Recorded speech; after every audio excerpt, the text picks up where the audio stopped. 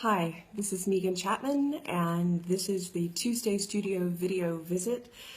We are in my studio in Leith at the Out of the Blue Drill Hall. Today I am sitting down at my art table, and I've got some pieces to share with you, some ideas to explore with you, and we're just going to have a nice kind of maybe a longer chat. I'm actually just going to say it. We're probably going to be here a little while. So pause it, get yourself a cup of coffee or a glass of water or tea or whatever your fancy is.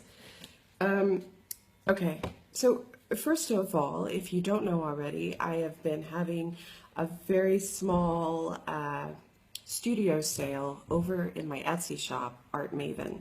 So if you just go on Google or your preferred search engine and type in Etsy, Art Maven, you should get to my store. So anyway, Etsy at Art Maven.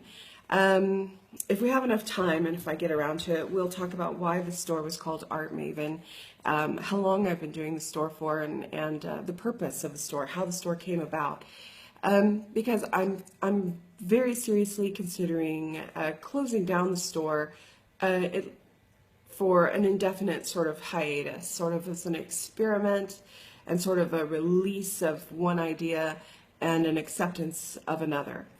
Many of you who know me know I really advocate art in general, that I believe in art, whether it's a yard sale print or a hand-me-down from a family friend or an uncle or a giclée print of one of your favorite artists, or you go on Redbubble and you get a great painting printed on a scarf. Whatever it is, I believe in art, and I believe that art should be accessible for many, many people, if not all people. I believe art should be accessible in public spaces, in private spaces. I believe that living with art adds to our life and our well-being immeasurably. And so as an artist myself, I have often wanted to keep one way to make sure that art was available for all. And in my heart, I still want to do that, and I hope to continue to do that in one form or another. Maybe it just won't take the shape of an Etsy shop, or maybe it will be a break from my Etsy shop and then come back. We don't really know quite yet. So right now, basically, my studio complex, the drill hall, normally has an open studio at the beginning of each December. And since I've had my studio almost 3 years, the past 2 years I participated in the open studio, and it's a great event. A lot of people kind of weave through the corridors. There's usually an art market happening in the front of the building, and then our studios are all open, and we're all making our little independent sales. Our studios look beautiful. We've got all of our bits and bobs out for everyone to enjoy. So it's a great source of income for the artists that participate, as well as a great source of creating relationships. Because while we are often solitary, introverted creatures, there is a benefit to standing in front of your work, speaking about your work, engaging with the public, and having an exchange. It's one of my most favorite parts of being an artist. I need my alone time and I need my quiet time too, but I also need that time where I can connect one-on-one with art lovers and patrons, and I can see their reaction to a piece or hear what they see in it or what it means to them. I always find it quite moving and special. So I was sad to find out that the Open Studio event wasn't happening this year due to scheduling and various things. So I decided to go ahead and basically have everything that I would normally have in my studio sale. Of course, I would have all my big paintings up and available, but usually it's the smaller items that folks are going to come and buy at a studio sale, open studio event.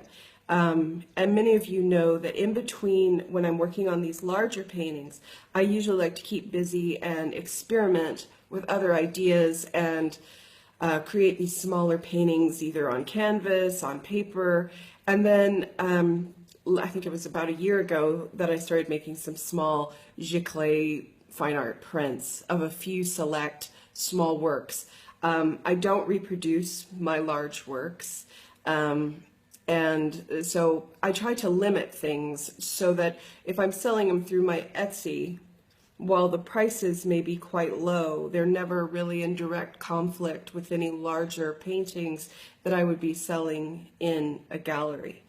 Because of course there's this argument that if you have all this cheap or affordable work, that then people might be turned off by your larger, more expensive paintings. Then there's the other end where there's a large segment of the population that can't afford to buy larger paintings, or they live in small tenement style homes, small apartments, wherever you are in the world. And they're more suited to collecting lots of small things. I mean, I mostly collect small works on paper, some prints. So basically, I've been trying to sort of, for years now, have this sort of place where I can have room to experiment and try things, but also be able to earn a small bit of income as I also have larger paintings in galleries or exhibitions in art centers or any of that kind of thing. So at the same time, maybe some galleries don't really want you to do that, or they don't appreciate you doing that. Also, if I have something that is priced very affordably, how does that make the value of my larger paintings? If somebody can buy something this big for 35 pounds, how does the gallery justify a patron buying something much larger for a considerably larger amount of money? So these are all thoughts and ideas that run around in my head while I've got this Etsy store, which I don't promote that often unless I'm having a special sale or unless I've just created a very small body of work.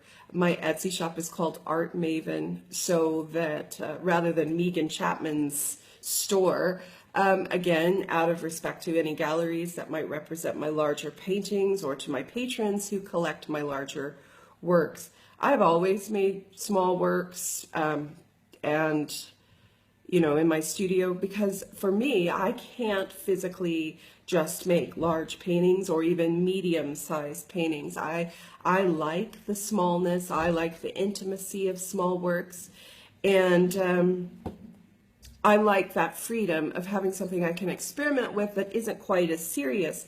Also, it is more affordable for me, the artist, to create small works. And I always have to consider that. I am not a trust fund baby. I don't have savings. I live very, you know, within my means, you know, as many artists do.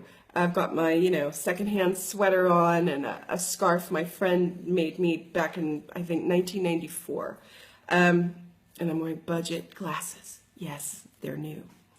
But I'm just saying there's a lot of stuff that goes on. And I am starting to finally pick up gallery representation here in Edinburgh after 3 years of kind of working on that.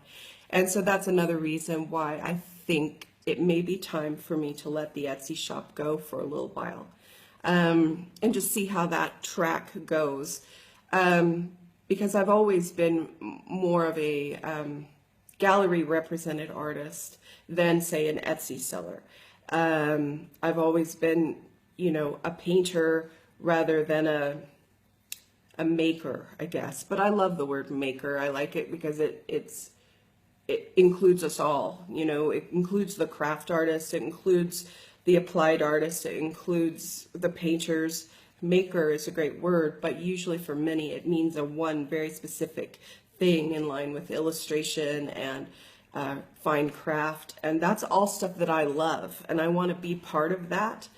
But it's really hard to ride that edge, and I sort of feel like now it's time for me to make a pretty firm decision and figure out what exactly is my role here. Trying to make it as a successful painter, as an artist. So anyway, just really quickly, those are just, I just wanted to kind of ramble on. I can't believe it's already been 10 minutes. But anyway, so in my Etsy store, Art Maven, that I believe will be closing at the end of the month, if not sooner, we have a range of things in there. I think the most expensive thing is £41, and the most affordable thing is a print for £5. So from £5 to £41, you will find small works on canvas, such as this one. You can see it's varnished. It gets a sheen. It's all of my canvas works. So we've got these sort of white series works.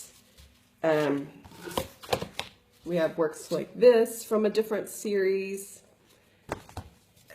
We have these from a newer series that I quite liked a lot. There's only 2 of them left. And again, some people have paid pretty good money for these wee little canvases, and some people have gotten them on sale. There's no perfect art for all of this. Here's a series, an older series, that actually showed in a gallery in Sheffield, and then I got them back. So all of these works are ready to hang. They're all titled, they're all dated, and there's quite a few of them. And those little canvases range in price from, I believe, 25 to 35 pounds. And like here's a newer one. I haven't even put the hanging wire on the back of it or varnished it yet, I don't think. So you'll find some of those. So there's lots of wee little canvases. I've got 3 of these wooden brooches left. So as you can see, I'm just kind of going through my studio and, you know, cleaning off the shelves and kind of looking. So 3 of these little brooches. The brooches are 12 pounds. We've got quite a few of the paper blotter series where I blot the larger paintings onto newsprint. These are so affordably priced because it is newsprint and acrylic paint. I can't guarantee the archival nature of this. It is matted or mounted in an archival mount, which should help prolong its life to a good long while. So we've got these, and these are, I believe they're 20 or 25 pounds. We have some very ancient prints. These are the 5-pound prints.